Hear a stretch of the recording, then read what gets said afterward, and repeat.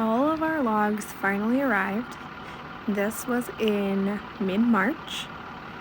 We ordered them locally from Northland Woods, and obviously you can see they were 3-sided logs.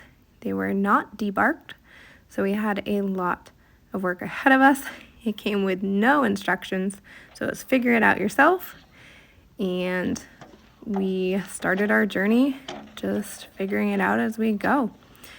And debarking was definitely one of the most labor-intensive, challenging tasks that we had to do. It took a lot of time. We have 80 logs, so all of the effort and hard work was just beginning. And we had an amazing group of friends that came over and helped with debarking and sanding and moving them. It was incredible, all the effort that everybody put in. It was very tiring. We did this over 2 weekends working on the debarking process. Some people ask how come you didn't have them do it for you. I'm not actually sure that there is a company here that would debark them, and we were in this to do as much work as possible and spend as little as possible while we build an off-grid cabin in interior Alaska. So this was just the beginning step. It was a huge shout out to my father-in-law. He relocated to Alaska after recently retiring and never imagined that he would be doing such a thing. And honestly, neither did we, but we decided that we enjoyed going out to public use cabins so much that we weren't going to let our dreams be dreams, and we were going to make it a reality. So we purchased the logs and we just started from there, and we've had his help all along. He's been the brains behind what we need to do.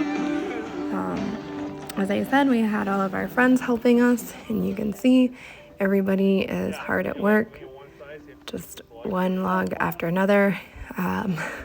We like to joke and say that this cabin is being built on sheer will, determination, and alcohol. Very fitting.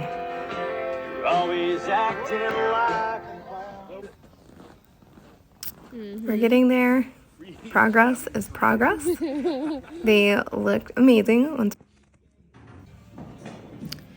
So we had to figure out a way to get all of these 20-foot logs out to our off-grid property.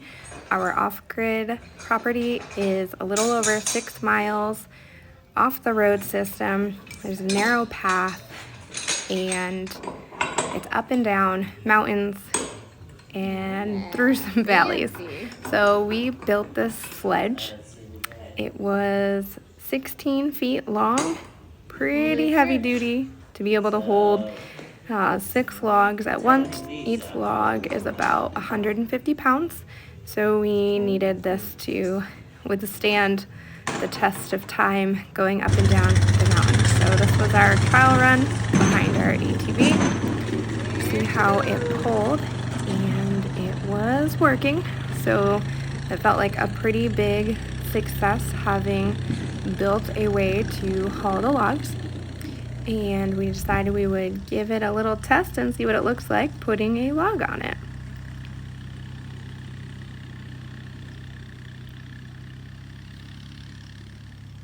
So let's see how it does once we get our logs loaded on. All right, taking our All right, first so the load sledge out. fits 20-foot on logs, our 16-foot trailer. As you can see, sledge. the logs are super long off of our Scandic. 16-foot long Beautiful Ford. trailer. We're gonna This get was our this first done. trial run we were going to go do out at our property. So here we are at the trailhead by the road system. So it's about 100 miles from our home out to the mountains, and we loaded them up. That's the trail. This ended up being our trouble spot. Time and time again. Every time we thought we would come out of this valley and make it, we didn't. We ran into so many problems here. We spent probably about 2.5 hours, if I recall, trying to dig our way out and haul these logs. uphill. We ended up Slippery having to snow. carry them Still have more one to by go. one This is and get fun. them out of this part of the valley, leave some of them there, and start our journey again to our cabin. Fun fact, those logs ended up staying there all the way until we picked them up in June, and this is March. But it is beautiful, and it is an amazing adventure. You never know what you're going to get. In a given moment, the snow from the drifts can blow over and cover your trail.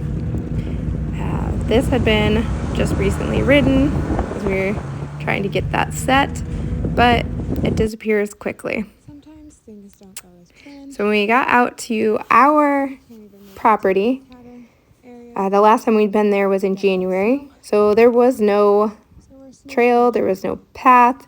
We weren't even sure if we were in the right area that we were leaving our logs. So we snowshoed to locate the corner post of our property to make sure that we ended up at the correct place, and we had. So then we snowshoed a path in as best we could so that the snow machine would not sink. The snow at this point is about 4-ish feet, soft powder, not ridden in, and hauling that sledge down there did not work out so well, so we hauled each log individually.